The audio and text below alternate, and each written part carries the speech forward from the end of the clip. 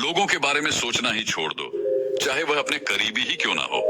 खुद पर ध्यान दो, खुद के ऊपर काम करो, खुद को कैसे बदलना है। इस विषय पर हम आज एक आपको कहानी सुनाएंगे। तो चलिए शुरुआत करते हैं। बहुत समय पहले की बात है।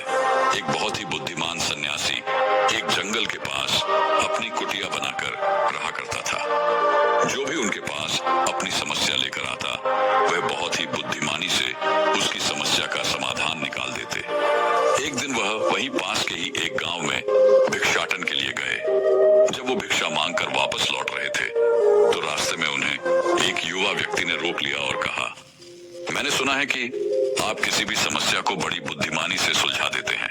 हालांकि मुझे तो ज्यादा विश्वास नहीं कि आप मेरी इस जटिल समस्या को सुलझा पाएंगे, लेकिन मैंने लोगों से आपकी बुद्धिमानी के बहुत से किस्से सुन रखे हैं। इसलिए मैं आपसे एक बात जानना चाहता हूं कि हमें किसी भी काम में असफलता की घबराहट क्यों होती है, और हम अपने किसी भी लक्ष्य को असफलता की घबराहट के बिना कैसे प्राप्त कर सकते हैं। युवा व्यक्ति का यह प्रश्न सुन बौद्ध सन्यासी मुस्कुराए और बोले, मैं तुम्हारे इस प्रश्न का उत्तर जरूर दूंगा, और उसके बाद से तुम्हारी सारी घबराहट भी खत्म हो जाएगी। लेकिन उससे पहले तुम्हें मेरे साथ मेरी कुटिया तक चलना होगा। वह युवा लड़का उस सन्यासी की बुद्धिमत्ता को परखना चाहता था, इसीलिए वह कुटिया तक जाने के लिए तैयार हो गया। इसके बाद वह बौद्ध सन्यासी उस लड़के को अपने जंगल के पास बनी कुटिया में लेकर आए। लेकिन तब तक शाम हो चुकी थी, इसीलिए वह भोजन करके सो गए। अगले दिन जब वह उठे, तो बुद्धिमान सन्यासी ने उस लड़के से कहा, चलो आज मैं तुम्हें जंगल की सैर करा के लाता हूँ। और वह दोनों जंगल की तरफ निकल पड़े। कुछ देर बाद बुद्धिमान सन्यासी ने उस लड़के को एक गुफा दिखाई और कहा, चलो मैं तुम्हें उस गुफा की सैर कराता हूँ। लड़के ने कहा, हाँ चलिए, मुझे भी जंगल की गुफा देखने की काफी दिनों से इच्छा थी। इसके बाद वे दोनों गुफा के अंदर चले गए। गुफा के अंदर काफी अंधेरा था, लेकिन थोड़ी देर बाद बौद्ध सन्यासी चुपके से गुफा से बाहर निकल आए और उस गुफा के द्वार को बाहर से बंद कर दिया। उस लड़के ने गुफा के भीतर से बहुत आवाज दी कि मुनिवर कहाँ हैं आप, कहाँ चले गए, मुझे जवाब क्यों नहीं दे रहे। लेकिन बहुत देर तक कोई जवाब न मिलने के बाद वह घबरा गया और घबराकर गुफा के द्वार की तरफ भागा। जैसे ही वह गुफा की प्रवेश द्वार पर पहुंचा, वह हैरान रह गया।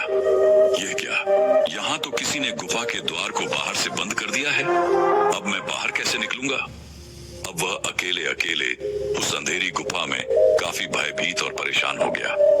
वह सोचने लगा कि कहीं उस सन्यासी ने उसे मारने की योजना तो नहीं बनाई थी। अब वह गुफा में इधर उधर घूमकर बाहर निकलने का रास्ता ढूंढने लगा। वह गुफा में काफी देर तक इधर उधर भटकता रहा, लेकिन उसे बाहर निकलने का कोई रास्ता नहीं मिला।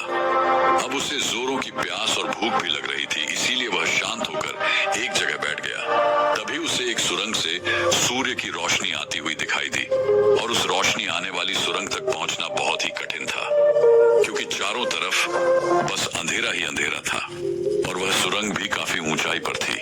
पर फिर भी वह तुरंत उठा और अपनी सारी भूख प्यास को भूलकर अपना सारा ध्यान उस गुफा से बाहर निकलने पर लगा दिया। काफी मेहनत और प्रयास करने के बाद वह उस सूर्य की रोशनी आने वाली सुरंग तक पहुंच गया, और कुछ दूर तक उस सुरंग में ही ऊपर चढ़ता गया। तभी अचानक उसे वह सन्यासी हाथ आगे बढ़ाता हुआ दिखाई दिया। वह लड़का झट से उस सन्यासी का हाथ पकड़कर बाहर आ गया, और बाहर निकलते ही उस सन्यासी को गुस्से से चिल्लाकर कहा, मुनिवर आप पागल हो गए हैं। आप मुझे अंधेरी गुफा में अकेले छोड़कर आ गए। आपको पता है मैं कितना भयभीत